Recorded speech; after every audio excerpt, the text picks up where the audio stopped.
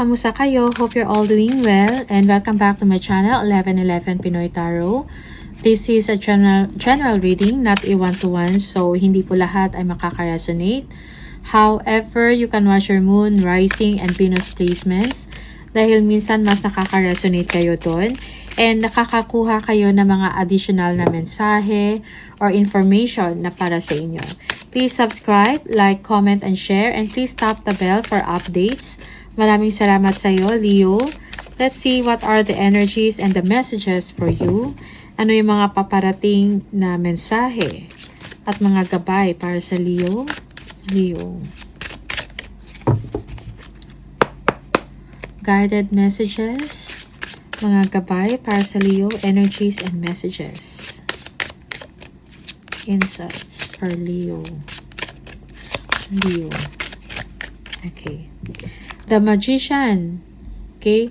You are manifesting what you want. You are manifesting your dreams and making things happen. Okay. Wow. Meron kang kakayahan how to do it. How to be successful. Okay.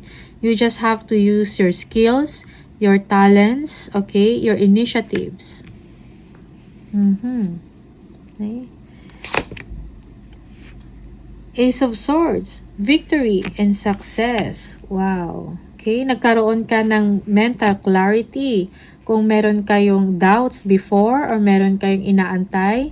Okay. Now, it is clear. There is success. There is victory and breakthroughs sa inyong ginagawa, sa inyong trabaho, sa career man yan, or sa mga projects na ginagawa ninyo. Okay.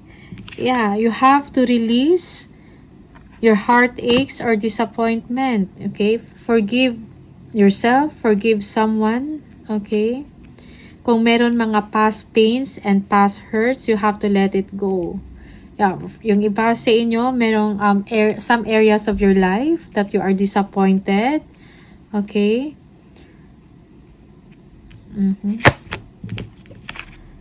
Okay. Wow, the world, completion, achievement. Okay, you have, may na-achieve ka and you are proud of it. Okay. Yeah, balance your emotions. Okay.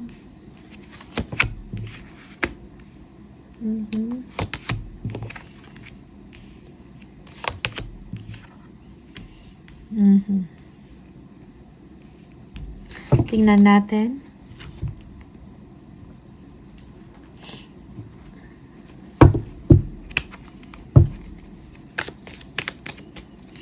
Tingnan natin kung ano ibig sabihin ng Magician. Anong meron sa Magician? Please clarify.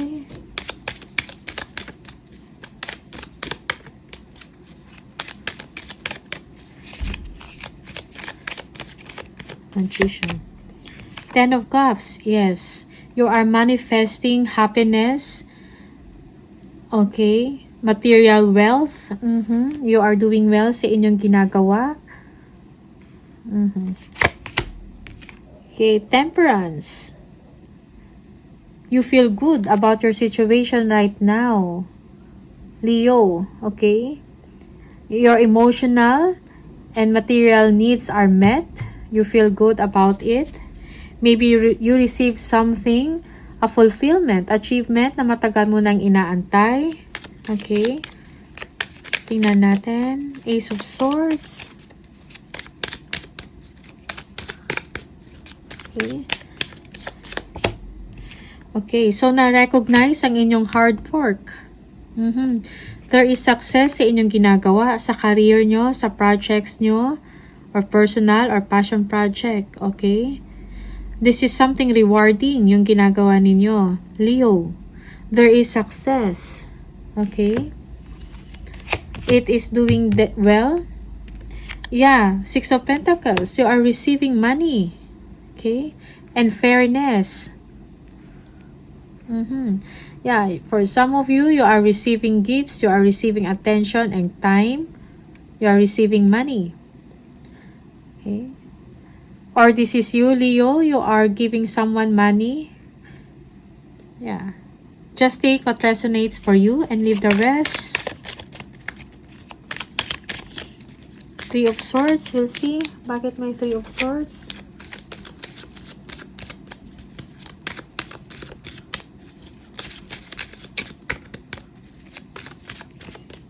Yeah, for some of you, you are heartbroken over something about someone, an earth sign.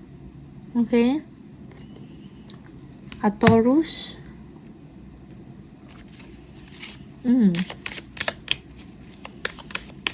There is appointment in there, most especially when it comes to someone. Okay? Yeah.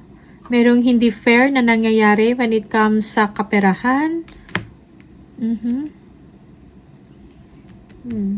You are disappointed of someone. Okay? Merong hindi fair na nangyayari.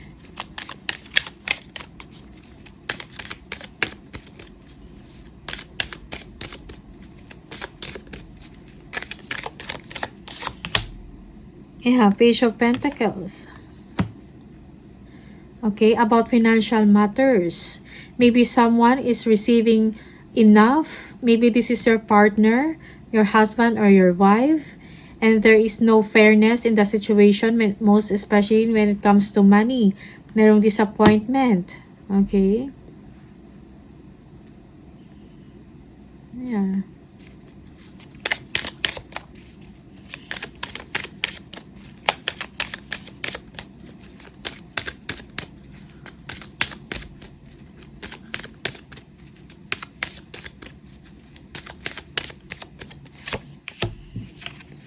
The World, King of Wands. Yes, you have achieved something, Leo. A fulfillment. Okay? In your creative work, in your creative endeavor, personal or passion projects. Okay? So, focus on your achievement.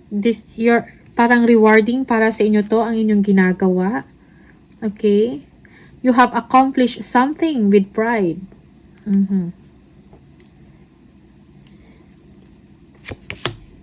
Yeah, King of Swords. There is clarity in your situation. Okay?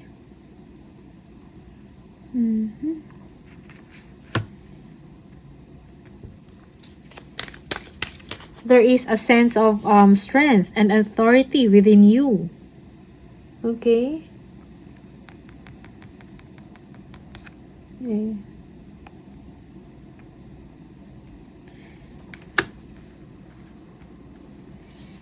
There is a breakthrough. Temperance. Let's see. Ano yung temperance?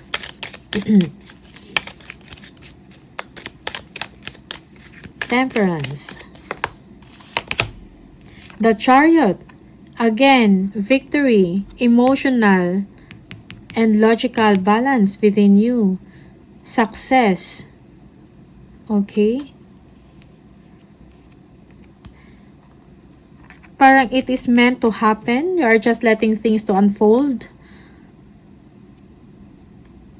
on its own or in its own time. Okay? Merong fairness na nangyayari in your situation. Yeah. Balance. You are finding balance and harmony. You are finding peace. Okay.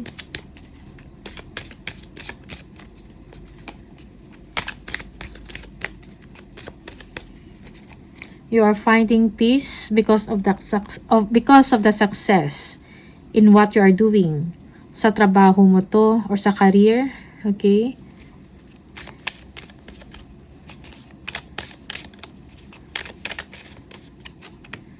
Eight of Pentacles. Yes, sa trabaho. Merong sense of contentment in your situation. You are proud of what you are doing. Merong pag-uunlad sa inyong ginagawa. You are focusing on your work. Okay? Your hard work and skilled work is also being rewarded. Leo. Page of Cups. Let's see. Ano yung Page of Cups? Two of Pentacles. Yeah. So there is good news about money. Money is on its way. Okay?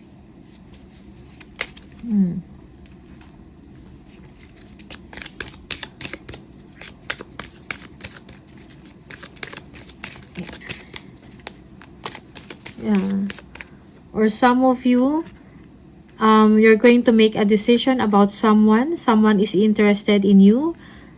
Someone younger. Okay? Young love. A young person. Okay?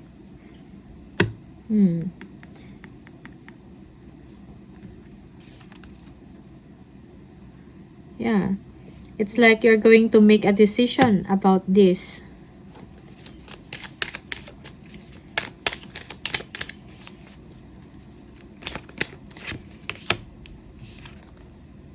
The Tower. Okay? Yeah. Yeah, nag-iisip kayo, maybe this relationship is something unhealthy, okay, or toxic. Or maybe you are involved in unhealthy situation. Okay, so you have to make a decision to correct it, to break it. This is for some of you. So that something new will come in, something better. Okay?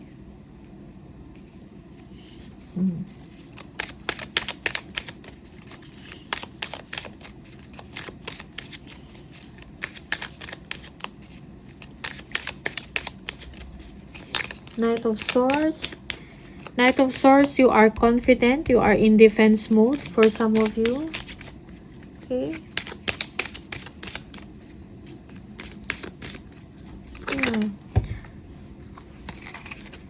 Changes are occurring quickly. What is Knight of Swords? The Fool.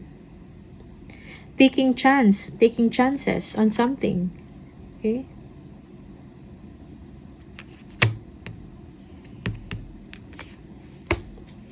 You also have to be careful, most especially sa mga challenges along the way.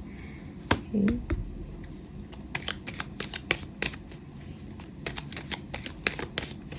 Yeah, for some, yeah, yung iba sa inyo, this is new life, new direction. Okay.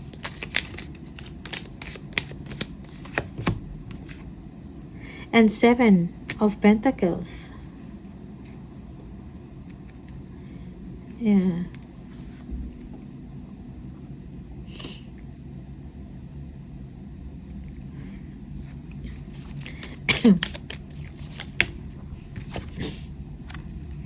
Five of Swords. Merong arguments and conflict. Okay.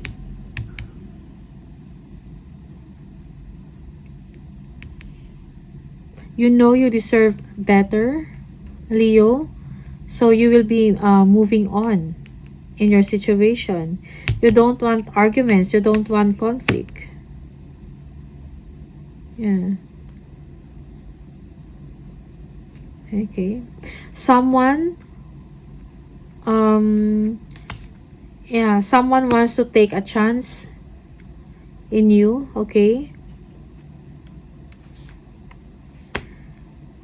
But you need to be wise and smart at the same time sa inyong mga desisyon, sa inyong mga aksyon. Leo.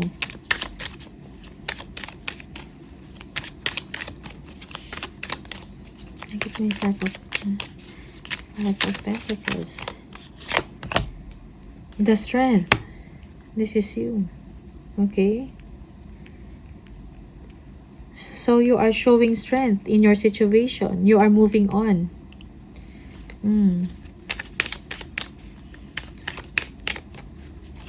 Release harsh judgment. Forgive. Okay? Kung meron mang hindi pagkakaintindihan. Okay? And move on.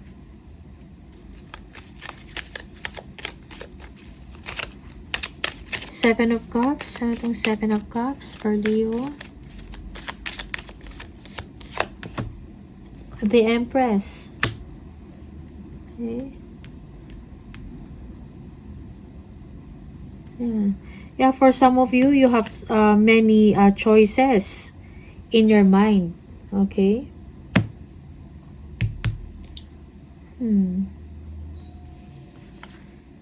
Okay. Yeah, for some of you, you don't want to make a decision for now, but you have a lot of options and choices in your mind. The Hangman. Okay. So you are just letting things to unfold naturally. Okay. It's like for some of you, you have to sacrifice a little for you to gain something better in the future. Right now, you don't want to make a decision. Okay. You are just letting things to happen.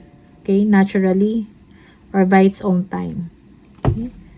Tingnan natin ano yung mga additional message for you. Leo. Shedding, reducing losses, elimination, and completing a new metamorphosis. Time to set higher goals. For some, love life, free from problems and money troubles. Enjoy the passion of love. Love and be loved. Okay, exhausted. Feel financially drained, lacking viable options. Recharge and regroup. Okay. Let's see additional message from the angels for Leo. Leo. Deservingness. You are a beloved child of God like everyone else, and you deserve to receive the support that will allow you to focus upon your divine life purpose. Even if you cannot yet recognize your lovable qualities, trust that God and the angels can see how amazing you truly are. Okay? So these are the messages for you, Leo. Maraming salamat sa iyo. And I'll see you on the next video. Bye!